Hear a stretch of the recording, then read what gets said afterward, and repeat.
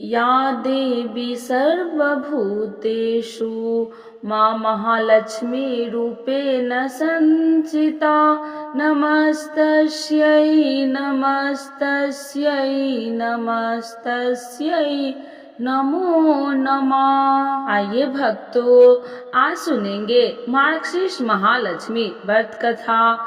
तो एक बार बोलिए प्रेम से विष्णु भगवान की जय, लक्ष्मी माता की जय। पहले जान लेते हैं महालक्ष्मी व्रत कलश स्थापना, पूजा एवं व्रत की विधि के बारे में। यह व्रत पूजा करने से माता महालक्ष्मी प्रसन्न होती है तथा सुख शांति एवं धन संपत्ति प्राप्त होती है।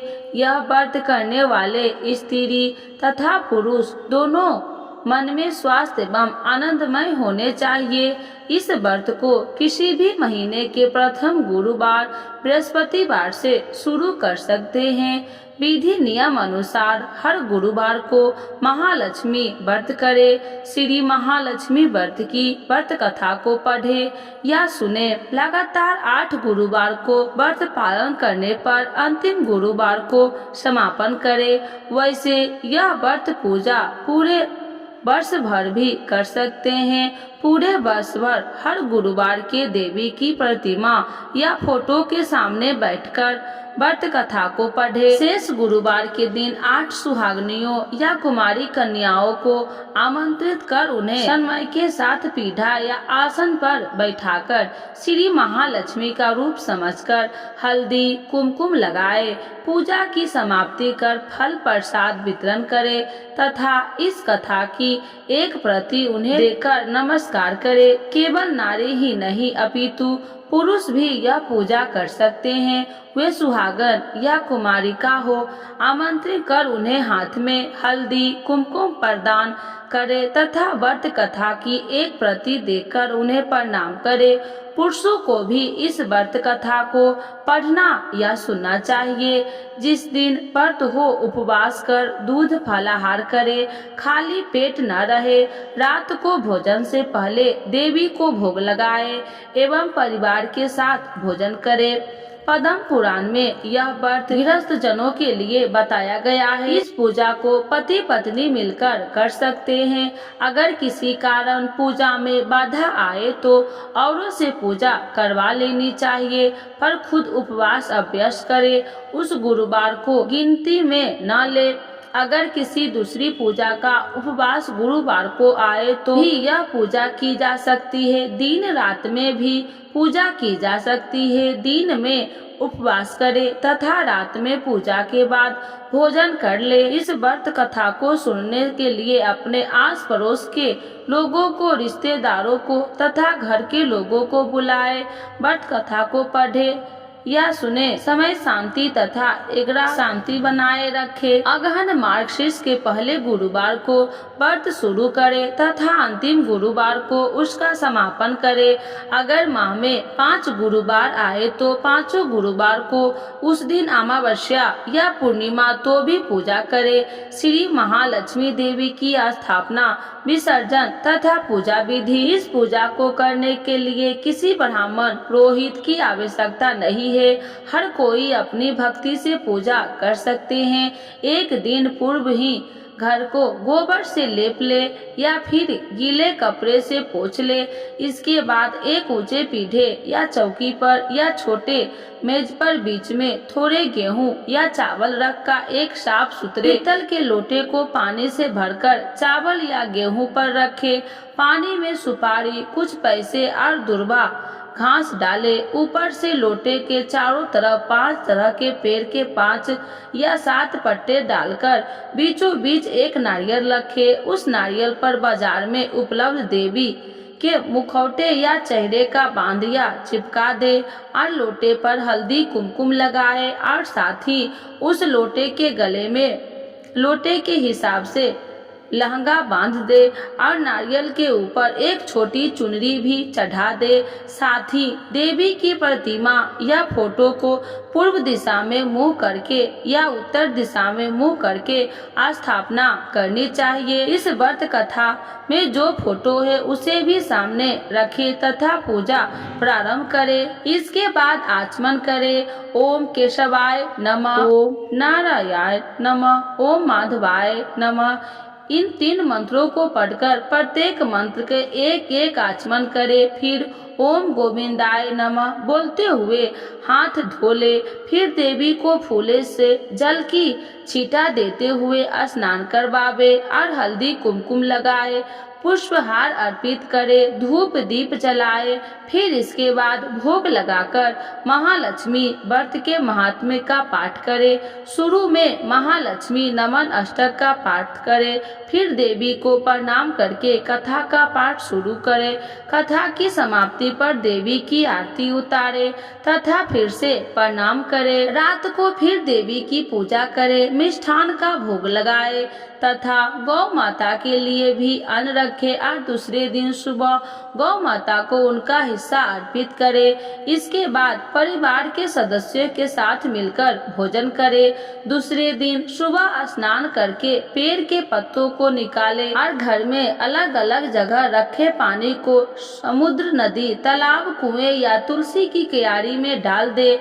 जिस जगह पूजा हो वहीं हल्दी कुमकुम छिड़क कर 3 बार प्रणाम करे।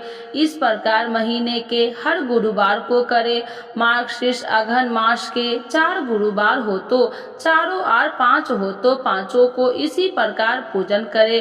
पद्म पुराण में कहा गया है कि जो कोई भक्त हर वर्ष श्री महालक्ष्मी जी का यह व्रत करेगा उसे सुख संपदा और धन वैभव होगा। कुछ लोगों इसे केसरी व्रत भी कहते हैं, परंतु इस व्रत में किसी खास रंग की परिधान कोई जरूरत नहीं है। इसके अलावा महालक्ष्मी मंत्र, चालीसा, आरती इत्यादि का भी पाठ करना चाहिए। आप जानते हैं महालक्ष्मी व्रत पूजन सामग्री 1 नारियल पानी वाला, 1 सुपारी, 1 हल्दी की गांठ, 1 रुपया या कोई सोना या चांदी का सिक्का कलश में डालने के लिए, 1 लोटा चौकी या छोटा टेबल पर रखने के लिए, 1 स्वस्थ धुआ हुआ वस्त्र पाटा या चौकी पर बिछाने के लिए, 1 कलश जिस पर नारियल की स्थापना हो सके, 5 प्रकार के फल, 5 पेड़ों के पत्ते, बरगद, पीपल, आम, अशोक, पाराकार, जो भी बड़े पत्ते मिल जाए। श्री महालक्ष्मी महात्म्य की व्रत कथा। गुरुवार की कथा। तो एक बार बोलिए प्रेम से विष्णु भगवान की जय, लक्ष्मी माता की जय। आइए भक्तजनों ध्यान से सुने श्री महालक्ष्मी की व्रत कथा, गुरुवार की व्रत कथा। इसे श्रवण और पाठन करने से दुख दरिद्र दूर हो जाता है। श्री महालक्ष्मी माता की कृपा से सुख संपत्ति ऐश्वर्य प्राप्त होता है, मन की इच्छा पूरी होती है। श्री महालक्ष्मी माता के अनेक रूप तथा नाम है। भूतल वे छाया है, शक्ति, तृषा, शांति, जाति, लज्जा, श्रद्धा, कांति, वृत्त, समृद्धि, दया, तुष्टि, माता, अधिष्ठात्री एवं लक्ष्मी के रूप में स्थिर है। उन्हें प्रणाम करते हैं। कैलाश पर्वत पर पार्वती, क्षीर सागर में सिंधु कन्या, स्वर्ग लोक में महालक्ष्मी, भूलोक में लक्ष्मी, ब्रह्मलोक में सावित्री, ग्वालों में राधिका, वृंदावन में रावेश्वरी, चंद्रवन में चंदा, चपकवेन में गिरजा, आदन में पदा, मिल्ट्यू में मालती, कुंड नंदन में कुंडदती, केतकी वन में सुशीला, कंठ वन में कदममाला, राजप्रसाद में राजलक्ष्मी और घर घर में गृहलक्ष्मी इन विभिन्न नामों से पहचानी जाती है। इस तरह सर्वथा चारों और सर्वभूत में सुपरिचित माता श्री महालक्ष्मी की यह कथा है। अब हम इसका श्रवण पाठन करेंगे। भारतवर्ष के सौराष्ट्र देश के द्वापर युग की यह कहानी हुई है। सौराष्ट्र में उस समय भद्राशर्मा नामक के राजा थे। वे बड़े पराक्रमी थे। राजा 4 वेद 6 शास्त्र 18 पुराणों का उन्हें ज्ञान था। उनकी रानी का नाम सूरज चंद्रिका थी। रानी दिखने में सुंदर और सुलक्षण थी तथा पतिव्रता थी। उन दोनों को 7 पुत्र तथा उसके बाद एक कन्या का वरदान मिला था।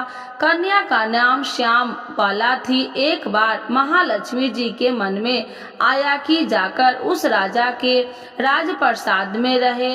इससे राजा को दुर्गनी धन दौलत की प्राप्ति होगी और वह इन धन दौलत से अपनी प्रजा और सुख दे पाएगा। गरीब के घर अगर रहे और उसे धन दौलत प्राप्त हो, वह स्वार्थी की तरह केवल अपने ऊपर ही खर्च करेगा।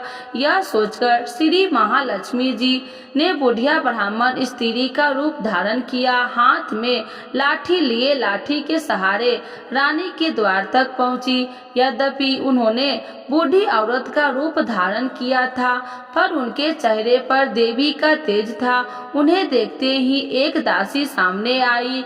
उसने इनका प्रणाम धाम काम कर पूछ डाला। वृद्ध ब्राह्मण का रूप धरती माता लक्ष्मी ने कहा, बालिके, मेरा नाम कमला है। मेरे पति का नाम भुवनेश है। हम द्वारिका में रहते हैं। तुम्हारी रानी पिछले जन्म में एक वैश्य की पत्नी थी। वह वेश्या गरीब था। दरिद्र के कारण हर रोज घर में झगड़े होते थे तथा उसका पति रोज उसे मारता था। इन बातों से तंग आकर वह घर छोड़कर चली गई तथा वन जंगल में खाली पेट भटकने लगी। उसकी इस दुर्दशा पर मुझे दया आई, तब मैंने उसे सुख संपत्ति देने वाली श्री महालक्ष्मी की कथा सुनाई। मेरे कहने पर उसने श्री महालक्ष्मी का व्रत किया। श्री महालक्ष्मी प्रसन्न हुई। उसकी गरीबी दूर हुई। उसका घर संसार दौलत संपत्ति से भर गया। बाद में पति पत्नी दोनों परलोक सिधारे। लक्ष्मी व्रत करने के कारण वे लक्ष्मी लोक में रहे। उन्होंने जितने साथ महालक्ष्मी का व्रत किया, उतने 1000 साल उन्हें सुख भोग मिला। इस जन्म में उनका जन्म राजघरानों में हुआ, परंतु वह श्री महालक्ष्मी का व्रत करना भूल गई। उसे यह याद दिलाने मैं यहाँ आई हूँ। बुढ़िया की बातें सुनकर दासी ने उन्हें प्रणाम किया तथा श्री महालक्ष्मी का व्रत किस तरह किया जाए इस बारे में पूछा। बुढ़िया रूप धारण किए हुए श्री महालक्ष्मी माता ने दासी को पूजा की विधि तथा महिमा बताई। इसके बाद वह दासी माता को प्रणाम कर रानी को बताने अंदर चली गई। राज वैभव में रहते हुए रानी को अपने ऐश्वर्य पर बहुत घमंड था। संपत्ति तथा अधिकार की वजह से वह उत्तम उन्मत्त हो गई थी। दासी द्वारा बताई गई बुढ़िया की बातें सुनकर वह आग बबूला होकर राजद्वार पर आकर बुढ़िया रूपी श्री महालक्ष्मी पर बरस पड़ी। उसे यह मालूम नहीं था कि श्री महालक्ष्मी माता बुढ़िया का रूप धारण किए द्वार तक आई है, परंतु रानी का इस कदर रूख प्रभाव तथा अपना अनादर देखकर माता ने वहां ठहरना ठीक न समझा। वे वहां से चल पड़ी। राह में उन्हें राजकुमारी श्यामा बाला मिली। उन्होंने श्याम बाला को सारी बात बताई। श्याम बाला ने अपनी ओर से श्री महालक्ष्मी माता से क्षमा मांगी। माता को उस पर दया आई। उन्होंने श्यामा बाला को श्री महालक्ष्मी व्रत के बारे में बताया। उस दिन अघर मार्गशीर्ष माह का पहला गुरुवार था। श्यामा बाला ने परम श्रद्धा से श्री महालक्ष्मी व्रत रखा। फलस्वरूप राजा सिद्धेश्वर के सुपुत्र माला धर से उसका विवाह हुआ। वह धन दौलत ऐश्वर्य वैभव से माला माल हो गई। पति के साथ ससुराल में आनंद से दिन बिताने लगी। इधर श्री महालक्ष्मी की रानी पर प्रकोप हुआ। फलस्वरूप राजा भद्रशावा का राज्य एवं राज कारोबार नष्ट हो गया। यहाँ तक कि खाने के लाले पड़ गए। ऐसी हालत में एक दिन रानी ने राजा से निवेदन किया, हमारा दामाद इतना बड़ा राजा है, धनवान है, ऐश्वर्यशाली है, क्यों न उसके पास जाए, अपना हाल उसे बताए, वह जरूर हमारी मदद करेगा। इस बात पर राजा भद्रशबा दामाद के पास रवाना हुए। राज्य में पहुंचकर एक तालाब किनारे थोड़ी देर विश्राम लेने के लिए ठहरे। तालाब से पानी लेने आते जाते दासियों ने उन्हें देखा। उन्होंने विमन माता से उनकी पूछताछ की। जब उन्हें यह मालूम हुआ कि वे रानी श्यामाबला के पिता हैं, तो दौड़ते हुए जाकर उन्होंने रानी को सारी बात बताई। रानी ने दासी के हाथ राज परिधान भेजकर बड़े ठाठ से उसका स्वागत तथा आदर सत्कार किया, खान पान करवाया। जब वे लौटने लगे तो सोने की मोहरे से भरा घड़ा दिया। राजा भद्रशबा जब वापस लौटे तो उन्हें देखकर रानी सूरज चंद्रिका खुश हुई। उन्होंने सोने की मोहरे से भरे घर का मुंह खोलकर, हाय भगवान, घड़े में धन के बदले कोयले मिले, यह सब श्री महालक्ष्मी के प्रकोप से हुआ। इस प्रकार दुर्दशा में और कई दिन बीत गए। इस बार रानी स्वयं अपनी कन्या के पास गई। वह दिन अघन मास का अंतिम गुरुवार था। श्यामाबला ने श्री महालक्ष्मी व्रत किया, पूजन की, अपनी माता से भी व्रत करवाया। इसके बाद रानी अपने घर आई। श्री महालक्ष्मी का व्रत रखने पर उसे फिर से अपना राजपाट, धन दौलत, ऐश्वर्य प्राप्त हुआ। वह फिर से सुख शांति आनंदमय जीवन बिताने लगी। कुछ दिन बाद राजकन्या श्यामाबला अपने पिता के घर आई। उसे अपने घर देखकर सूरज चंद्रिका को पुरानी बातें याद आई।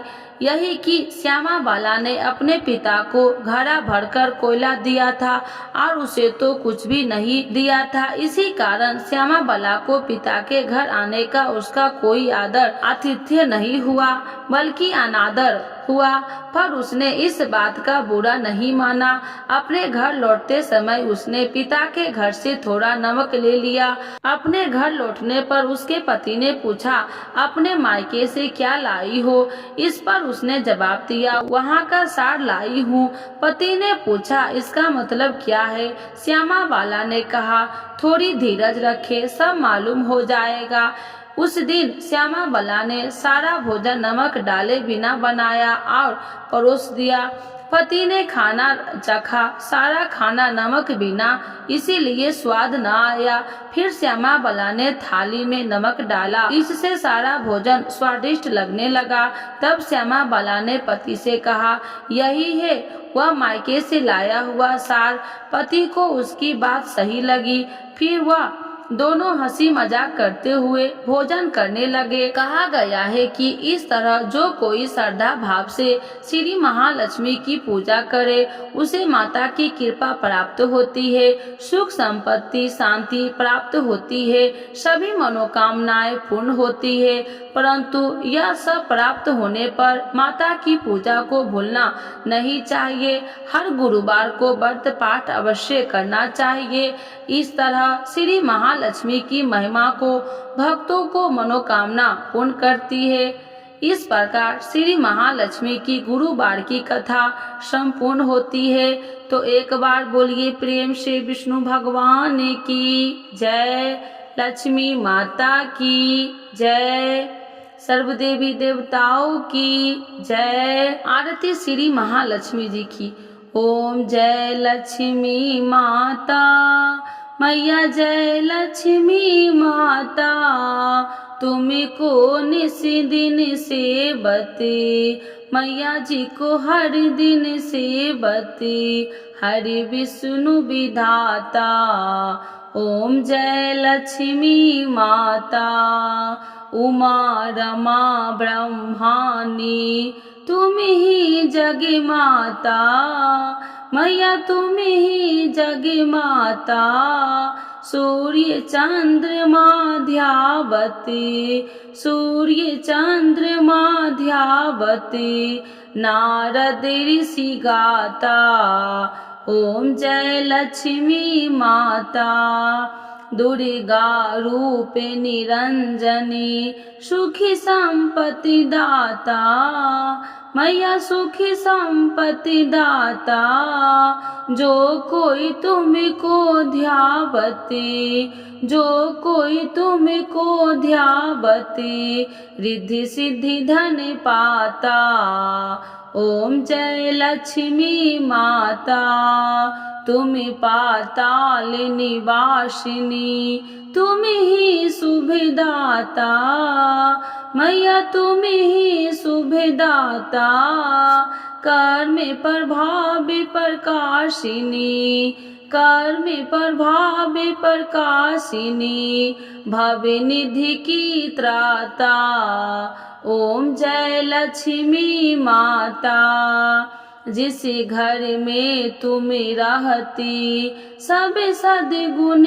आता मैया सब सद्गुण आता सब संभव हो जाता सब संभव हो जाता मन नहीं घबराता ओम जय लक्ष्मी माता तुम बिन यज्ञ न होते वस्त्र न कोई पाता मैया वस्त्र न कोई पाता खाने पान का वैभव खाने पान का वैभव सब तुमसे आता ओम जय लक्ष्मी माता शुभ गुणी मंदिर सुंदर क्षीरो दधी जाता मैया क्षीरो दधी जाता